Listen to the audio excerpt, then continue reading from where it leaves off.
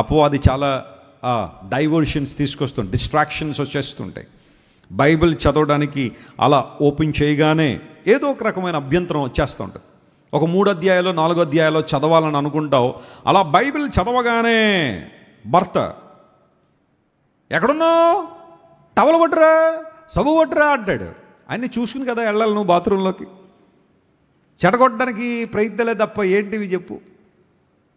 నా సాక్సులు ఎక్కడున్నాయి, నా షూ ఎక్కడున్నాయి. కొంతమంది భార్య అంటే ఇంట్లో బానిసలా చూస్తూ ఉంటారు. ఈయనేదో పెద్ద బయటికి వెళ్ళి కష్టపడిపోయినట్టుగా ఇంట్లో సాక్సులు కూడా భార్య అక్కడ పెట్టాలి. తీసుకోలేవా? ఆ మాత్రం సాక్సులు తీసుకోలేవా? ఆ మాత్రం షూ లేసి నువ్వు కట్టుకోలేవా? ఆఫీసులో అంతా కష్టపడిపోతున్నావు, నువ్వు వెళ్ళి. అందరూ ఇలా ఉంటారు అంటలేదు, పురుషులు కొంతమంది కోపంగా చూస్తున్నారు. అప్పుడే మీరు కాదు, మామూలు జనరల్గా చెప్తున్నాను నేను. అన్నీ రిలేట్ చేసేసుకోకండి. మీకు ఆఫీసులోకి వెళ్ళి నువ్వు చేస్తున్న పని ఏంటా? కూర్చుని నిద్రపోవడమే కదా. అది కూడా నువ్వు ఇంట్లో ఆ పని కూడా చేయకపోతే నువ్వు వెళ్ళి కూర్చుని కుర్చీలో హ్యాపీగా నిద్రపోతా, సాయంకాలం ఇంటికి వచ్చి బాబా ఎంత కష్టపడిపోతున్నాను నేను.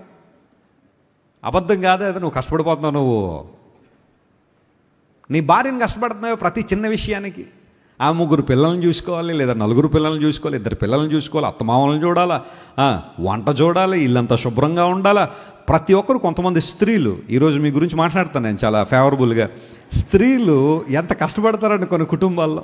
ఎంతమందిని మేనేజ్ చేయాలి వాళ్ళు. ఒక ప్రకారం భర్త, అత్తమామలు, ఆడపడుచులు, ఆ తర్వాత పిల్లలు, ఇంటి శుభ్రత, ఒంటి శుభ్రత, ఎన్ని జాగ్రత్త చూడాలి. ఎందుకంటే ఎక్కడి నుంచి ఏ రకమైన బాణం వస్తుందో తెలియదు, ఎక్కడి నుంచి ఎవరు ఏ రకమైన కామెంట్ చేస్తారో తెలియదు.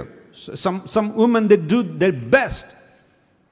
కొంతమంది భర్తలు వారికి సహకరించాల్సింది పోయి ఇంకా బాధ్యతలు ఇంకా ఎక్కువ పెట్టేస్తూ ఉంటారు, ఇబ్బందులు పెడుతూ ఉంటారు. అయ్యగారికి 2 కూరలు సరిపోవు, రోజుకి 6-7 కూరలు కావాలా. 2 కూరలతో సాటిస్ఫై అవ్వడం. భార్యను ఇబ్బంది పెడుతుంటాడు, అది చేయి ఇది చేయి అది చేయి ఇది చేయి అది చేయి ఇది చేయి అని. అత్తమాలకు ఒకటి ఉండాలి, భర్తకు ఒకటి ఉండాలి, పిల్లలకు ఒకటి ఉండాలి. ఇలాంటి ప్రాబ్లమ్స్ అన్నీ చాలా ఉన్నాయి. Distractions and diversions may come when you start reading the word. దేవుని కొరకు జీవించాలన్నప్పుడు, లేదా ఆయన ప్రార్థన చేయాలన్నప్పుడు, దేవుని మందిరానికి రావాలనుకున్నప్పుడే ఎవరో స్నేహితులు వస్తారు, ఎవరో స్నేహితురాలు వస్తుంది. హాయ్ అనగానే వెంటనే వాళ్ళని సంతృప్తిపరచడానికి ప్లీజ్ కమ్ ఇన్, లోపలికి వచ్చి కూర్చున్న తర్వాత ముందు టీ, తర్వాత టిఫిన్, ఆ తర్వాత లంచ్ కూడా చేసి వెళ్ళిపోదాం అనుకుంటున్నాను. అయిపోయింది ఆ రోజు దేవుని మందిరం. దేవుని ఆలయం లేదు అక్కడ. మళ్ళీ అపవాది అంటాడు, నువ్వు మందిరంలోకి వెళ్ళి ఆరాధన చేసేది ఆరాధన, సువార్త చెప్పేమికి అది కూడా చాలా గొప్ప పనే కదా. సువార్త చెప్పొద్దని నేను అంటలేదు, కానీ don't compromise your presence in the house of God. నువ్వు 4 గంటలు ఆగుతూ ఆ మాట ఈ మాట మాట్లాడి చివరిలో ఒక మాట సువార్త చెప్పేసి నేను సువార్త చెప్పేసి మందిరానికి వెళ్ళకపోయినా పర్లేదు నువ్వు అనుకున్నావంటే you are compromising your spiritual life. Unless you get filled yourself, how can you fill somebody? నిన్ను నువ్వు నింపుకోకుండా ఇంకొకరిని ఎలా నింపుతావు నువ్వు చెప్పు, ఒకసారి చెప్పు. నీ పాత్ర ఖాళీ అయిపోయినప్పుడు ఇంకొక పాత్ర ఎలా నింపుతావు? This is the place where you get filled by the spirit of God.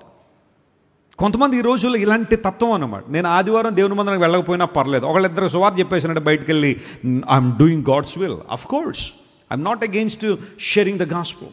దేవుని సువార్త చెప్పొద్దని అంటల్లా. ముందు నువ్వు వచ్చి ఇక్కడ కూర్చుని నేర్చుకుని ఆ తర్వాత నువ్వు చెప్పు. ఆ తర్వాత నువ్వు ఎవరికి చెప్తావు చెప్పు. రోజంతా ఖాళీ ఉంది కదా, నువ్వు దేవుని మందిరం సమయమే మానేసి ఆ గంటకి చదివామండి. ఏం టెక్కు? ఏదో టెక్కు. ఏ నుండి జీ వరకు రకరకాల టెక్కులు ఉన్నాయి ఇప్పుడు. నాకు ఎందుకంటే దేవుని వాక్యం. ఒకవేళ నీ సేవకుడు he must be highly educated, it's okay. Sometimes ఆయన అంత చదువుకోలేకపోవచ్చు, కానీ when he stands for God, దేవుని కొరకు నిలబడ్డాడు అన్నప్పుడు you have something to learn. నువ్వు నేర్చుకోవడానికి ఉంటుంది. గర్వం వద్దు నీకు, నీ చదువును బట్టి. అహంభావం వద్దు నీ స్టేటస్ని బట్టి. ఇంత గొప్పోడిని, ఇంత పెద్దోడిని, ఇంత ఉద్యోగస్తుడిని, నా చుట్టూ ఇంతమంది ఉంటారు, అదంతా బయట, లోపల కాదు, ఇక్కడ దేవుని మందిరంలో కాదు. You must be humble your self. No matter how rich you are, no matter how great you are, be humble yourself to listen God's word. Learn something. యేసయ్య అన్నాడు, నా యొద్ద మీరు ఏం చేయండి? నేర్చుకోండి అన్నాడు ఆయన. నేర్చుకోండి. మీ నడుములు కట్టండి. అవకాశం ఉన్నప్పుడే, దేవుడు మీరు పిలిచినప్పుడే. ఏ విధమైన డిస్ట్రాక్షన్స్ మీరు లోనవ్వద్దు. దేవునికి ప్రార్థన చేసేటప్పుడు నడుము కట్టండి. వాక్యుజ్యుడు నడుము కట్టండి. దేవుని కొరకు నిలబడాలనుకున్నప్పుడు నడుము కట్టండి. అదే అన్నాడు, పస్కా భుజించేటప్పుడు you must get ready, the deliverance is so near. వచ్చేసింది, మీకు విడుదల వచ్చేసింది. మీరు ఎంతో కాలంగా కనిపెడుతున్న విడుదల దేవుడు మీకు ఇస్తున్నాడు. The moment God remembers you, the moment God gives you deliverance, you get ready to move on. మీరు ఉండిపోవడానికి వీలు లేదు, మీరు వెనకడుగు వేయడానికి వీలు లేదు. పస్కా ఇక్కడ యేసు ప్రభు వారికి సాదృశ్యం. ఆయన అన్నారు, అపోస్తలుడైన పౌలు అంటాడు, మనకు కూడా ఒక పస్కా గొర్రెపిల్ల ఉంది, ఆయనే ప్రభు అని యేసు అని. క్రీస్తు ప్రభు అని భుజించేటప్పుడు ఆయన కలిగి ఉండడానికి మనం ఎప్పుడు వాయిదాలు వేయడానికి వీలు లేదు.